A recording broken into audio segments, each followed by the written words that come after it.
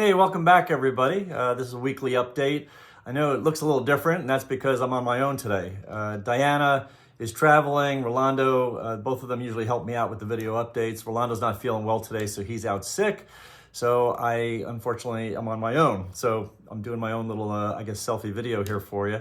Overall, everything is going really very well. On the COVID front, the good news is that the CDC has reduced quarantine time to 5 days, and the NCA has agreed that a person who has recovered from COVID within the past 90 days is considered fully vaccinated. So that's actually great news. We're moving in the right direction there. There is a snowstorm predicted to hit the Charlotte region late Saturday night and I guess into early Sunday morning, maybe throughout Sunday from what I've heard. You never know down here, right? So, some days they tell you, okay, it's gonna snow, and then, everybody wipes out the shelves from the food and the milk, and then it turns out nothing. On the other hand, they're saying this could be up to 8 inches, so maybe you should go get the milk and the bread. But we'll check. I ask you, just check the website for updates and stay in touch with RAs on campus and our campus police. If you live elsewhere, stay safe and enjoy, I guess, the rare snowfall. We don't get it too often, so it's kind of fun. I'm from New York, so I'm used to seeing snow in my life, and I was Pennsylvania too.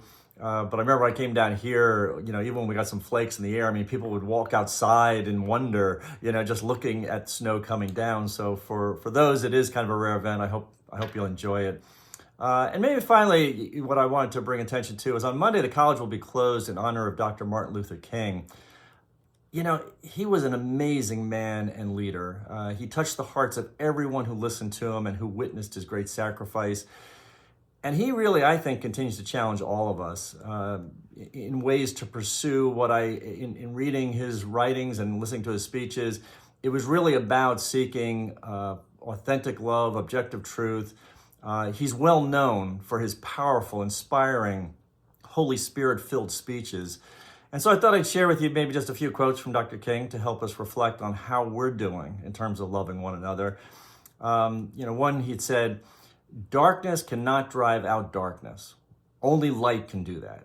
Hate cannot drive out hate. Only love can do that." Another was, "I've decided to stick with love. Hate is too great a burden to bear." I love that. He also said, "Love is the only force capable of transforming an enemy into a friend." Wow, that's powerful. Another, "I believe that unarmed truth and unconditional love will have the final word in reality. This is why right," and I put right in quotations, "this is why right, temporarily defeated, is stronger than what appears to be evil triumphant."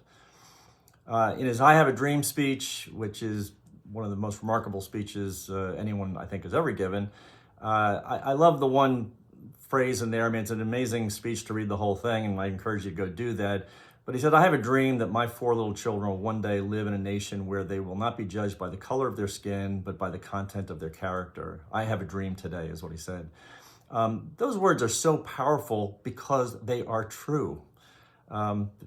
It's not marketing, it's not anything else. When we hear truth, it moves us, and we know what it is. So I believe with the grace of God and our cooperation with it, that we will overcome hatred and neglect by recognizing and living the truth that we are all made in the image and likeness of God and therefore are deserving of human dignity. That is why racism is wrong. That is what he fought for, is that we are made in God's image and likeness. That is why we're deserving of human dignity. It's not about power. It's about that God gave this to us, each human being.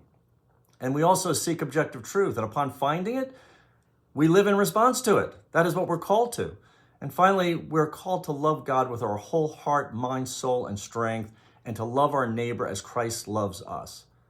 I mean, just reflect on that. If we were to love our neighbor, that means anybody, everybody that you come in contact with as Christ has loved us, the world would definitely be a different place.